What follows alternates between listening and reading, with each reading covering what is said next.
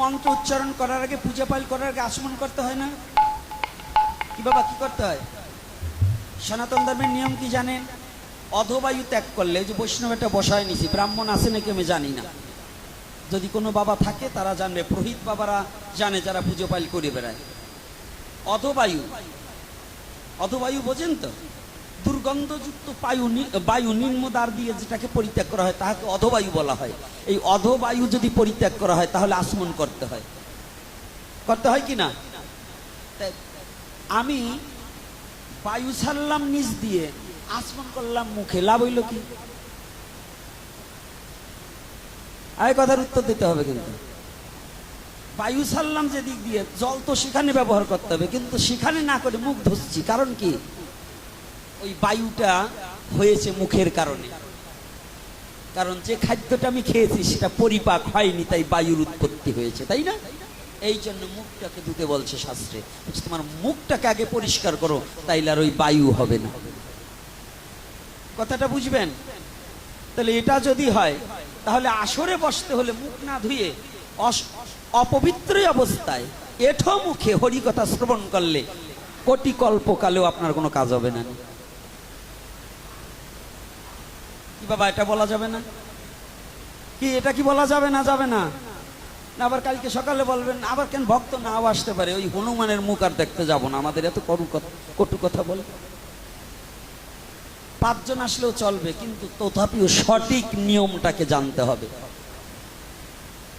মন্দিরে বসে পান চিবাবেন, ওই মন্দিরের ভিতরে অনেকে বসছেন, পান চিবিয়ে ওই মন্দিরের ভিতরে ঢোকা যাবে না। আমাদের অনেক বৈষ্ণবরা আছে, বিড়ি এক টান দিয়ে মুখটা না দিয়ে মন্দিরে যায় ভোগ লাগাতে, ওর হাতের প্রসাদও খাওয়া উচিত।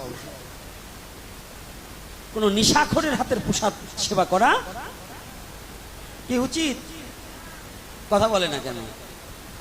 তাই না বলেন নাকি? আপনারা সবাই কি নেশা খান নাকি? তাহলে 2 সাইডে তো আমার দলে ঠিক চিহ্ন দেবেন। ঠিক চিহ্ন না দিয়ে সবাই যদি মৌন থাকেন, তাহলে তো বুঝবো সবাই ওই দলে। কি মায়েরাও কি ওই দলে নাকি? না, আমরা সবাই না। তো মাঝে মাঝে সারিন্দা বাজায়, হ্যাঁ, ওগুলোকে বন্ধ করুন। সত্য, সরলতা, প্রেম, পবিত্রতা, যার পবিত্রতা না আছে সে ধর্ম কি করে প্রতিপালন করবে? এই কথাটা কিন্তু কোনো কৃষ্ণ ভক্তার মতু আর ওই শিব ভক্তের জন্য না, সবার জন্য। নাকি পবিত্রতা কি সবার জন্য না এক খালি কৃষ্ণ ভক্তের জন্য? হ্যাঁ বাবা, সবার জন্য নয়। তাহলে কি প্রস্রাব করে জল ব্যবহার, এটা কি খালি এই কৃষ্ণ ভক্ত এই বৈরিগীর দলে করবে না সবার জন্য? কষ্ট হচ্ছে নাকি আমার কথা শ্রবণ করতে? একটু মাঝে মাঝে হরি ভগবানের কথা বলবো, আর এটাও বলবো। এর জন্য দুটো দিকই রক্ষা করতে হবে। এইবার দেখুন উদ্ধবের অহংকারটা কি, কাছে ভগবান থাকলেও চেনা যাবে না। এর মধ্যে না জানি কোনজন শুদ্ধ বৈষ্ণব আছে, বৈষ্ণব চিনিবার দেবতার নাই শক্তি, বৈষ্ণব চিনেছে হর আর পার্বতী। বৈষ্ণব কখনো পোশাকে চেনা যায় না। কি বৈষ্ণব পোশাকে চেনা যায়? মতুয়া কি খালি চুলদারি রাখলে চেনা যায়? কি বাবা, আবার কষ্ট পান নাকি আমার কথা? আমার ভালো লাগছে আপনাকে দেখে, কিন্তু আমার খুব আনন্দ হচ্ছে। তাহলে আমাদের পোশাক আর শাস্ত্র জানলো বহুত বিদ্যান, এতে ভগবত প্রেম উপলব্ধি করা যাবে না। আগে শুদ্ধতা আছে কিনা, সুচিতা আছে কিনা। তবে আমাদের আবার কিছু দোষ আছে, দোষেরটা আগে বলি, গুণেরটা পরে বলবো। ভগবানের কথাও বলতে হবে, নিজেদের সংস্কারের কথা বলতে হবে। সংস্কার না করলে পরে সনাতন ধর্মের এখন যা পরিস্থিতি, এরা মাঝে মাঝে বাবার নামও পাল্টাই বলতে চায়।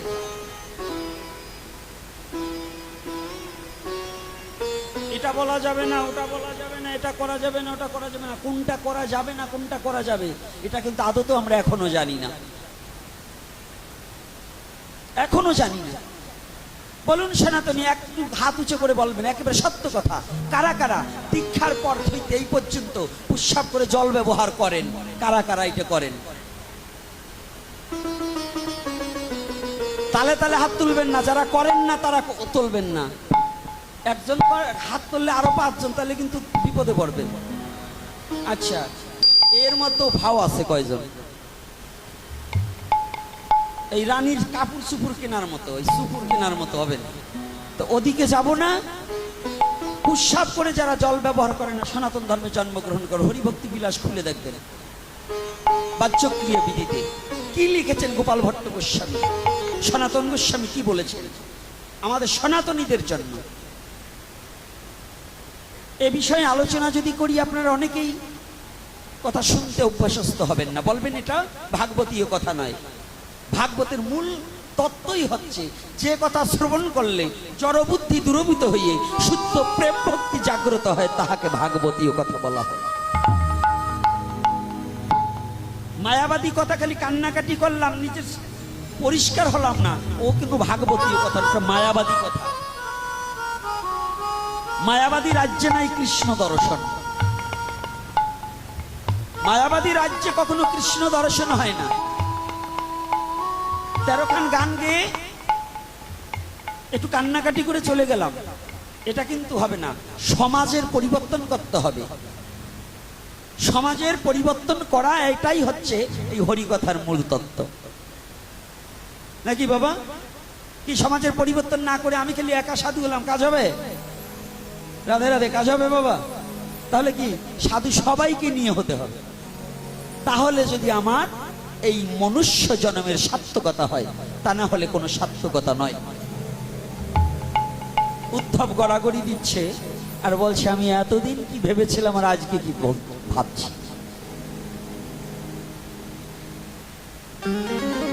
এজন্য ভাগবতে একটা কথা বলছে, ঈশ্বরের কৃপালেশ হয়তো যাহারে, সেই সেই ঈশ্বর তত্ত্ব বুঝিবারে পারে। এতদিন উদ্ধব ওই দেশে প্রবেশ করতে পারে।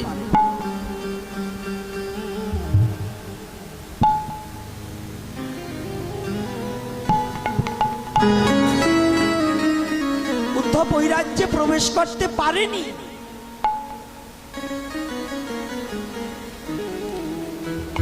উদ্ধব গড়াগড়ি দিচ্ছে।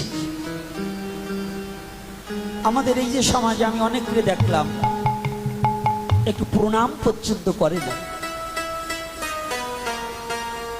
আপনি কোটিপতি হতে পারেন, একজন ভাগবত ভক্তের কাছে আপনি কিছু নন। কোটিপতি হতে পারেন, কোটি কোটি টাকা আপনার ব্যাংক ব্যালেন্স থাকতে পারে, আপনি বিলাত ফেরত নিয়ে বড় শিক্ষিত ভদ্রলোক হতে পারেন, কিন্তু আপনি ভক্ত নয়। আপনি ভক্ত নয়।